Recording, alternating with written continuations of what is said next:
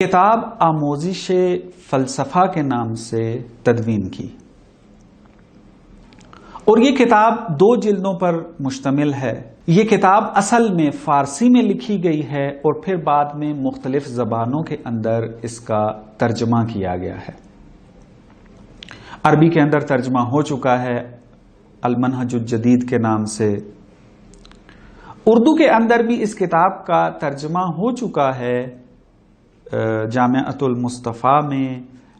M Phil کے جو theses ہوتے ہیں اس کے لیے جو ہے بعض انڈین طلاب نے اس کو تھیسز کے عنوان سے لیا اور اس کو ترجمہ کیا۔ دونوں جلدیں جو ہیں وہ اس کی ترجمہ ہو چکی ہیں، لیکن ابھی تک چھپنے کے مرحلے میں نہیں ہیں۔ کوشش ہے کہ اگر ان حضرات کو ڈھونڈ لیا جائے اور ان سے PDF فائل جو ہے لے لی جائے اور جو ان دروس کے طالب ہیں ان تک پہنچا دیا جائے جو فارسی اور عربی ان سب زبانوں سے آگاہ نہیں ہیں، تو وہ اس متن سے بھی استفادہ کر سکتے ہیں کہ انشاءاللہ کوشش ہے کہ جلد از جلد جو ہے اس کو حاصل کر سکیں۔ اور سننے میں آیا ہے کہ یہ کتاب انگلش میں بھی ترجمہ ہوئی ہے، یعنی خود آیت اللہ مصباح یزدی کے ادارے کی طرف سے یہ ترجمہ ہوا ہے، لیکن ابھی تک میری نگاہوں سے گزرا نہیں ہے۔ پوچھا تھا اگر یہ بھی دستیاب ہو جائے تو انگلش جاننے والے افراد کے لیے یہ آسانی ہو جائے گی کہ وہ اس کا مطالعہ کر سکتے ہیں۔ کیوں آیت اللہ مصباح نے آموزش فلسفہ کو تدوین کیا؟ حالانکہ آیت اللہ مصباح کی اس کتاب کو تدوین کرنے سے پہلے بہت ساری فلسفی کتابیں موجود تھی جو حوزے میں رائج تھی، جیسے بدایت الحکمہ ہے، جیسے نہایت الحکمہ ہے، جیسے شرح المنظومہ ہے، اور اس قسم کی کتابیں پہلے سے موجود تھی۔ تو کیوں آیت اللہ مصباح کو یہ ضرورت پیش آئی کہ وہ ان کتابوں کے ہوتے ہوئے ایک اور کتاب کو تدوین کریں؟ تو آیت اللہ مصباح نے حفظہ اللہ انہوں نے خود اس مطلب کی طرف جو ہے وہ اشارہ کیا ہے اپنے اس کتاب کے مقدمے میں۔ فارسی متن میرے سامنے ہے، اس کو جو ہے وہ مد نظر رکھتے ہوئے صفحہ نمبر 18 میں اس وجوہات کو جو ہے وہ بیان کرتے ہیں۔ میں ان کو مختصر طور پہ اپنی زبان میں بیان کرتا ہوں۔ آپ حضرات کے جو کتاب آپ کے ہاتھ میں موجود ہے اور آپ خود مطالعہ کریں گے تفصیل کے ساتھ کہ جو انہوں نے نکات یہاں پر بیان کیے، میں اہم ترین نکات کی طرف اشارہ کرتا ہوں۔ معمولاً جو کتابیں لکھی گئی ہیں جیسے بدایت الحکمہ ہے، جیسے نہایت الحکمہ ہے، اس کے علاوہ شرح المنظومہ ہے اور باقی جو کتابیں موجود ہیں، اگر ہم آج کے زمانے کی تعلیم و تربیت کی جو روش ہے کتاب دینے کی، اس کو اگر مد نظر رکھیں تو ان پر وہ پوری نہیں اترتی۔ جو اسلوب ہے ایک کتاب لکھنے کا، ایک تعلیم دینے کے لیے، تو ہم دیکھتے ہیں کہ بعض نقائص اس کے اندر موجود ہیں۔ یعنی کیا مراد؟ میں ایک جملہ فقط اس کے بارے میں عرض کروں گا، تفصیل میں وارد نہیں ہوں گا۔ انشاءاللہ اگر مناسبت آتی رہی تو تذکر دیتا رہوں گا، اور اگر خدا نے توفیق دی اور کتابوں کو تدریس کرنے کی تو وہاں بھی اس بات کی طرف اشارہ ہو جائے گا۔ مثال کے طور پہ آپ اگر بدایت الحکمہ کو اٹھا کر دیکھ لیں، اس کے اندر بعض ایسے مسائل پہلے ذکر کر دیے گئے ہیں کہ جن کا مقام جو ہے کچھ دیر بعد ہے، یا بعض ایسے مفاہیم کے جن کو پہلے وضاحت ہو جانا چاہیے تھا لیکن اس کو بعد میں جا کر وضاحت کی گئی ہے۔ مثلا آپ ماہیت ہی کی تعبیر کو لے لیں، آپ دیکھیں گے کہ شروع ہی میں ماہیت کا لفظ استعمال ہونا شروع ہو جاتا ہے، لیکن ماہیت سے کیا مراد ہے، اس کی حقیقت کیا ہے، اس کو وضاحت نہیں کیا جاتا۔ اور اس طریقے سے بہت سارے مسائل کے بدایت الحکمہ جو آڈیو میں میرے درس موجود ہیں، میں نے وہاں پر بعض اوقات تذکر دیا ہے کہ یہاں بعض خلل موجود ہیں۔ بس پہلی وجہ کہ جس کو دیکھ کر آیت اللہ مصباح نے یہ ارادہ کیا کہ ایک کتاب لکھی جانی چاہیے جو طلاب کے لیے بہتر ہو، وہ یہ ہے کہ جو موجودہ کتاب پہلی کتابیں تھی فلسفے کی تعلیم کے لیے، وہ تعلیم کے اسلوب پر پورا نہیں اتر رہی تھی. اگرچہ اس کے مطالب جو ہیں وہ دقیق ہیں، عمیق ہیں، لیکن جو ایک میتھڈ ہے کتاب لکھنے کا اس پر پورا نہیں اترتے تھے. ایک اور وجہ کہ جو موجود ہے کتابوں کے اندر پرانی ہماری، وہ یہ کہ پیچیدہ اصطلاحات موجود ہیں. ظاہری سی بات ہے، ہر علم کی ایک خاص مجموعے پر مشتمل اصطلاحات ہوتی ہیں، اور وہی اصطلاحات جو ہیں اس علم کو حاصل کرنے کا ذریعہ ہوتے ہیں. لیکن اگر کوئی طالب علم فلسفے کو ابتدا سے سیکھنا چاہتا ہے تو طبیعی طریقہ یہ ہے، منطقی طریقہ یہ ہے کہ پیچیدہ اصطلاحوں سے گریز کیا جائے، پیچیدہ اصطلاحوں کو بیان نہ کیا جائے. لیکن ہم دیکھتے ہیں کہ ہماری جو پرانی کتابیں ہیں اس میں شروع ہی سے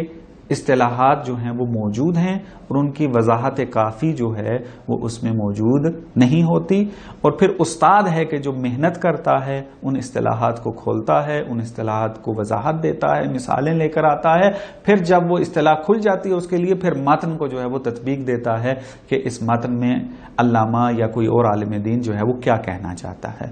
آیت اللہ مصباح نے کوشش کی ہے، اصطلاحیں ضرور استعمال کی ہیں، لیکن وہ پیچیدگی جو اصطلاحوں میں پائی جاتی ہے ان کو حل کرنے کی کوشش کی ہے، اور حد الامکان کوشش کی ہے کہ پھر بھی پیچیدہ اصطلاحوں کا سہارا نہ لیا جائے. ایک اور جو اہم ترین خصوصیت ہے اور جس کی وجہ سے میں نے بھی اس متن کا انتخاب کیا ہے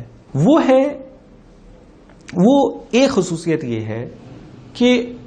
آموزش فلسفہ کے اندر ان تمام ابحاث کا مختصر طور پر ذکر موجود ہے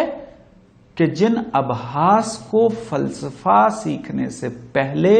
موجود ہونا چاہیے. اور یہ والی بحثیں ہمیں اپنے جو پرانی کتابیں فلسفہ اسلامی میں موجود ہیں یہ چیز نظر نہیں آتی. مثال کے طور پہ آپ جب بدایت الحکمہ یا نہایت الحکمہ یا شرح المنظومہ یا اسفار اربعہ جو کہ ملا صدرہ کی کتاب ہے اس کو اگر آپ مطالعہ کرتے ہیں، اس کے اندر مختلف مکاتب فلسفی کا ذکر ہوتا ہے. اس میں مشاء کا نام آتا ہے، اس میں اشراق کا نام آتا ہے، اس میں جو ہے وہ حکمت متعالیہ کا نام آتا ہے، مثلا اس طریقے سے مختلف جو ہے وہ مکاتب کا ذکر آتا ہے. تو جب تک ایک طالب علم کو ان مکاتب کا تعارف نہیں ہوگا بالکل عجیب محسوس کرے گا کہ مشاء کسے کہتے ہیں. پھر اس کو پہلے کیا کہا ہے، ایک درس جو ہے وہ تفصیل سے دینا پڑے گا کہ مشاء کون ہیں، ان کے نظریات کیا تھے، ان کے مکتب مشاء کے پیرو کون کون تھے. یہ چیزیں جو ہے وہ بیان کرنے کی ضرورت محسوس ہو جاتی ہے آ کر. یعنی کہنا یہ چاہتا ہوں کہ تاریخ فلسفہ ہماری کسی بھی کتاب میں موجود نہیں ہے. لیکن آیت اللہ مصباح نے اس کمی کا احساس کیا اور دیکھا کہ تاریخ فلسفہ بیان ہونا چاہیے. طالب علم کو فلسفہ شروع کرنے سے پہلے مختلف جو فلسفے کے اوپر ادوار گزرے ہیں، جو تبدیلیاں رونما ہوئی ہیں، کون کون سے مکتب اور کیسے وجود میں آئے ہیں، ان کا علم ہونا چاہیے. پھر جا کر وہ بصیرت کے ساتھ اس میں وارد ہوگا. تو آیت اللہ مصباح نے تاریخ فلسفہ کو انتہائی اختصار کے ساتھ بیان کیا ہے. اس کتاب کے اندر بھی کچھ عیب موجود ہیں کہ آہستہ آہستہ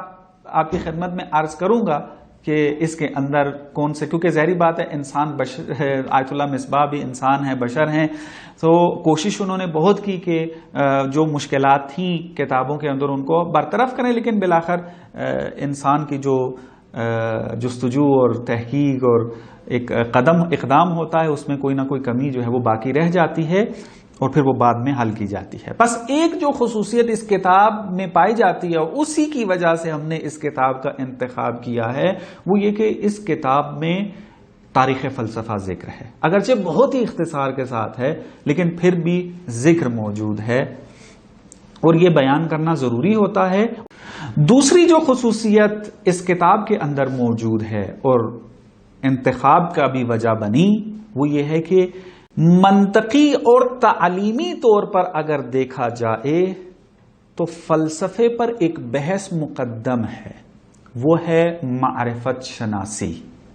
جس کو انگلش میں ایپسٹمولوجی کہتے ہیں۔ ایپسٹمولوجی کی بحث اگر ہم منطقی طور پر منطقی ترتیب کے مطابق دیکھیں تو اس کو فلسفہ شروع کرنے سے پہلے پڑھا جانا چاہیے، کہ جب ہم معرفت شناسی کی بحث شروع کریں گے تو وہاں پر جا کر اس کے اوپر گفتگو ہوگی کہ یہ فلسفے پر کیوں مقدم ہے، اس کی وجوہات کیا ہیں، کہ انشاءاللہ وہاں پر اس کو بیان کریں گے۔ اور آپ اگر بدایہ نہایہ مثلا جو بھی آپ کتاب پڑھنے جا کر، اس وقت چونکہ جب وہ کتابیں اسلامی فلسفے پر لکھی جا رہی تھی تو معرفت شناسی اور ایپسٹمولوجی کی جو بحثیں ہیں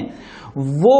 جدا طریقے پر بیان نہیں کی جاتی تھی، بلکہ فلسفے ہی کے ضمن میں بیان کی جاتی تھی۔ تو طالب علم جب ان فلسفہ اسلامی کو شروع کرتا ہے اور قدیمی کتابوں کے ذریعے فلسفہ جو ہے وہ پڑھتا ہے، وہ معرفت شناسی کی بحثوں سے کیا ہے کامل طور پر آگاہی حاصل نہیں کر پاتا، ارتباط نہیں دے سکتا معرفت شناسی کی بحثوں کے اندر، چونکہ پھیلی ہوئی ہیں مختلف بحثوں کے اندر، کہ جب بحث شروع کریں گے تو میں وہ تمام یا بعض موارد اہم ذکر کروں گا کہ ہماری کتابوں کے اندر یہ معرفت شناسی کی جو بحثیں ہیں کہاں کہاں پر پہلے ڈسکس ہوتی تھی۔ اور آپ کو اگر معرفت شناسی کی بحثیں قدیم فلسفے سے جا کر مطالعہ کرنی ہیں، یعنی قدیم کتابوں میں جا کر مطالعہ کرنی ہے، تو آپ کون کون سے صفحات اور کون کون سی ابواب میں جا کر رجوع کریں گے تو آپ کو وہ بحثیں مل جائیں گی کہ وہاں پر اشارہ ہوگا انشاءاللہ۔ بس دوسری جو خصوصیت اہم جو اس کتاب میں موجود ہے وہ ہے اس کے اندر ایپسٹمولوجی کی جو بحث ہے وہ موجود ہے۔ بس یہ دوسری وجہ۔ تیسری وجہ کہ جس کی وجہ سے اس کتاب کو انتخاب کیا کہ فلسفہ بیان کرنے کے لیے ہم آموزش فلسفہ کو بیان کریں، وہ یہ ہے کہ اس میں اسلامی فلسفہ اور مغربی فلسفہ کے درمیان تقابل موجود ہے، تقابلی جائزہ لیا گیا ہے۔ یعنی بیان کیا مثلا اگر ایپسٹمولوجی کی بحثیں ہو رہی ہیں، معرفت شناسی کی بحثیں ہو رہی ہیں، تو جہاں پر مغربی فلسفے کا موقف بیان کیا جا رہا ہے وہاں پر اسلامی فلسفے کا موقف بھی بیان کیا ہے، اور مغربی فلسفے کے اندر کیا مشکلات موجود تھی اس نظریے میں، ان مشکلات کو وہاں پر بیان کیا گیا ہے، چاہے وہ معرفت شناسی کی بحث ہو چاہے وہ فلسفے کی بحث ہو۔ اور یہ ایک انتہائی اہمیت کی حامل خصوصیت ہے کہ معمولاً جو ہے اگر آپ تقابلی جائزے کے ساتھ فلسفے کا مطالعہ نہ کریں یا فلسفے کو نہ پڑھیں تو اکثر اوقات دیکھنے میں یہ آیا ہے کہ طلاب کو نہیں پتا چل رہا ہوتا کہ فلسفہ اسلامی کی کیا برتری ہے باقی فلسفوں کے اوپر، فلسفہ اسلامی کے اندر کون سے قوی نقاط پائے جاتے ہیں کہ جو کسی بھی دوسرے فلسفے کے اندر موجود نہیں ہیں۔ یہ چیزیں کیا ہیں آپ کو اس کتاب کے اندر نظر آئیں گی، اگرچہ تفصیلی نہیں ہے لیکن پھر بھی آیت اللہ مصباح نے کسی حد تک اس وظیفے کو انجام دیا ہے۔ اور اس کتاب کو پڑھنے کے بعد طالب علم کو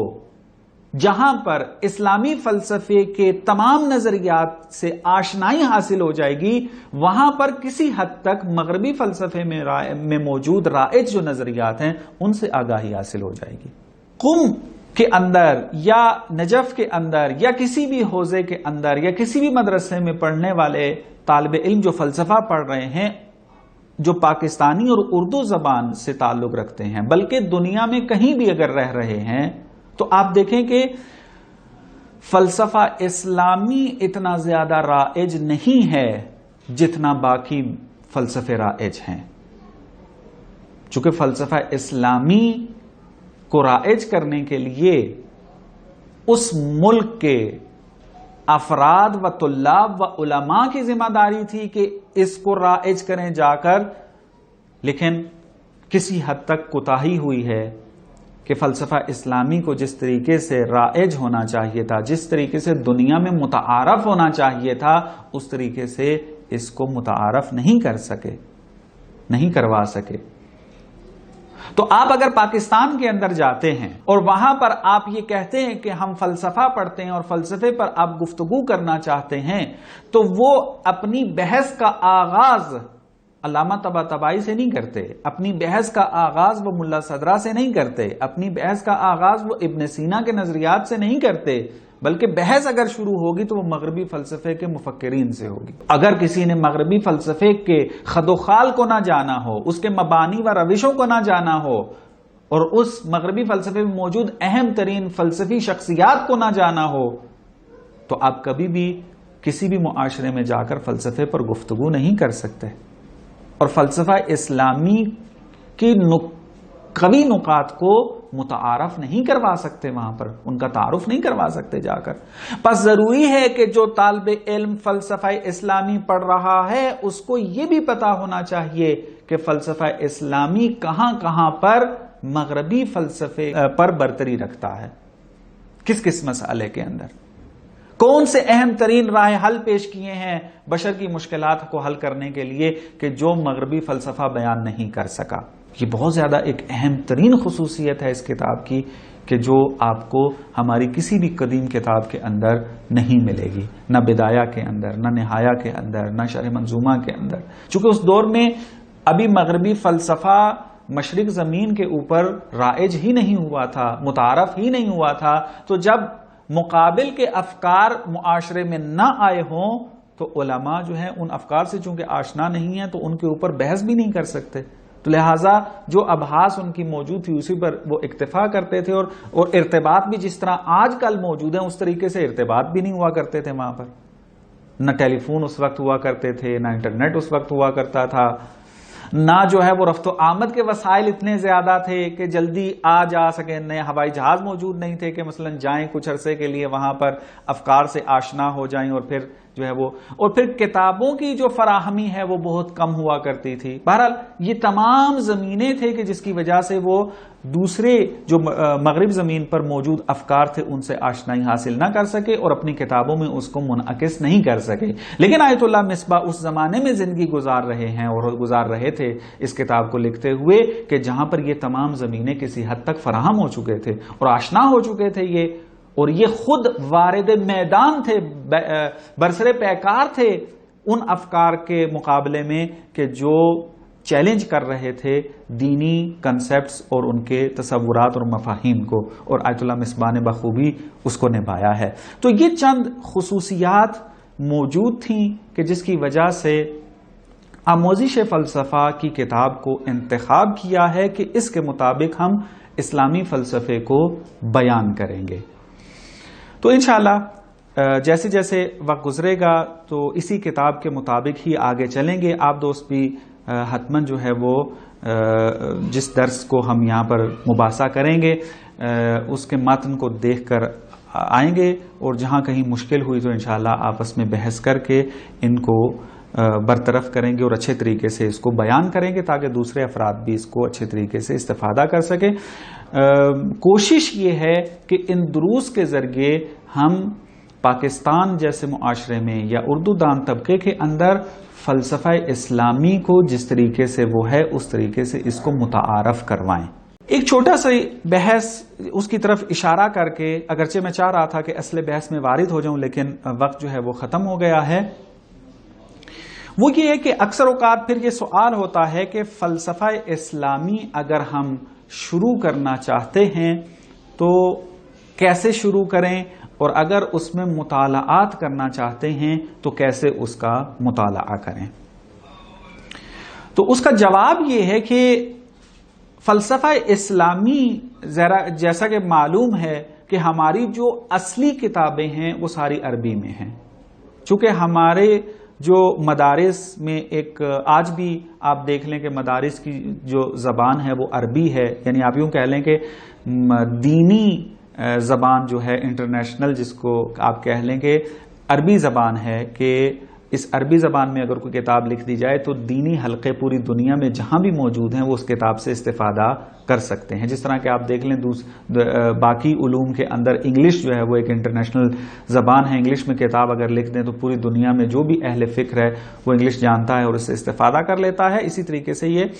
عربی میں کتابیں لکھی جاتی تھیں. تو اصلی کتابیں جو ہماری فلسفے میں موجود ہیں وہ ہے عربی کے اندر, اور انقلاب اسلامی کے بعد جب کتابیں فلسفہ میں لکھی جانے شروع ہوئی تو وہ فارسی میں لکھی جانا شروع ہوئی. تو ترجموں کا تھوڑا سا آپ یوں کہہ لیں کہ بحران ہے کہ اردو میں ترجمے کتابوں کے اتنے زیادہ نہیں ہوئے کہ ہم ترتیب سے بیان کر سکیں کہ پہلی کتاب آپ یہ پڑھیں, دوسری کتاب آپ یہ پڑھیں. یہی کہہ سکتے ہیں کہ جو کتابیں ترجمہ ہو چکی ہیں, مثال کے طور پہ آموزش فلسفہ جو ہے وہ ترجمہ ہو چکی ہے, کہ عرض کیا کہ اس کو کوشش کریں گے کہ سوشل میڈیا کے اوپر نشر کریں اس کی PDF فائل کو, تاکہ اہل علم اس سے استفادہ کر سکیں. یہ کتاب ہے اور دروس اس پر دیے جا رہے ہیں, ان دروس سے آپ استفادہ کر سکتے ہیں. اس کے بعد جو کتاب ہے وہ مدارس میں جو رائج ہے, مثلا بدایت الحکمہ, جیسا کہ آپ جانتے ہیں بدایت الحکمہ کے بعد نہایت الحکمہ ہے, وہ پڑھائی جاتی ہے کہ اہم ترین کتابیں ہیں اور تمام مدارس میں تمام حوزہ جات کے اندر جو ہے یہ رائج ہے اسلامی فلسفے کو جاننے کے لیے. شرح منظومہ جو ہے اس کا انگلش ترجمہ بھی سنا ہے ہو چکا ہے, ایرانی بعض محققین نے محنت کی ہے اس کے اوپر اور چھپی ہے, اور بہت عرصہ پہلے ترجمہ ہو گیا تھا, تو اس سے استفادہ کر سکتے ہیں. کہ ترتیب جو ہے وہ اگر بیان بھی کی جائے تو طلاب عزیز تو جانتے ہیں کہ کس طریقے سے ایک فلسفہ اسلامی کو جو ہے وہ شروع کیا جاتا ہے, لیکن جو اردو دان طبقہ ہے اور عربی کو اور فارسی کو نہیں جانتا, جیسے جیسے کتابیں اردو میں فراہم ہوتی جائیں گی تو اس کی طرف جو ہے وہ تعارف کروا دیں گے اور اشارہ کر دیں گے کہ آپ نے کون سی کتاب کو مطالعہ کرنا ہے. تو میرے خیال میں یہ بحث زیادہ لمبی ہم نہ چھیڑیں, تو ضروری نہیں ہے ان بحثوں کو شروع کرنا. اگلی بحث انشاءاللہ ہم شروع کریں گے کہ جو آیت اللہ مصباح نے تاریخ فلسفہ پہ بحث شروع کی ہے. اگلا درس جو بیان کریں گے وہ یہ کہ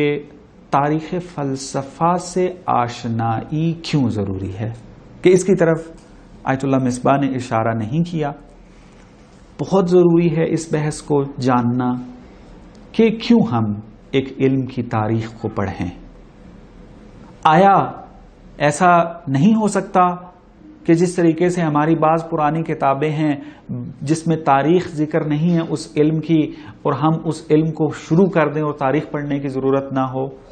تو وہاں پر جس کے جو فوائد ہیں اگلے درس میں آپ کی خدمت میں یہ بیان کریں گے کہ وہ کون سے فوائد ہیں کہ جس کو ہم تاریخ فلسفہ ہی کے ذریعے فقط حاصل کر سکتے ہیں. اس کے علاوہ کسی بھی علم کو پڑھنے سے یہ فائدے جو ہیں وہ حاصل نہیں ہو سکتے. اور اس کے بعد پھر اصل بحث جو کتاب میں موجود ہے, جس طریقے سے انہوں نے فلسفے کی تاریخ بیان کی ہے اسی ترتیب سے ہم انشاءاللہ آپ کی خدمت میں بیان کریں گے. وصلی اللہ علی محمد و آل محمد.